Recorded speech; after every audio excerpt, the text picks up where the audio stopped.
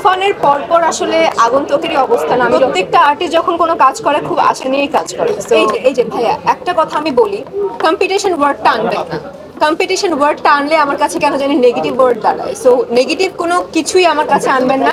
Negative competition আছে ঠিক আছে, ওর থেকে আমার আগে যেতে হবে, ওর থেকে আমার ভাই এরকম চিন্তা ভাবনা আমরা একদমই মাথায় না আনি। সুস্থ স্বাভাবিক প্রতিযোগিতা আমরা আসলে তুফান ভালো যাচ্ছে, এরপরে আগন্তুক ভালো যাবে, এরপরে আরো যারা যারা যেই সিনেমা আসবে, পরবর্তী যেই সিনেমা আসবে সেই সিনেমাগুলো ভালো যাবে। সো যদি সত্যি কথা বলতে চাই, এই কাজটা আমি শুরু করেছিলাম ওয়েব ফিল্ম হিসেবে।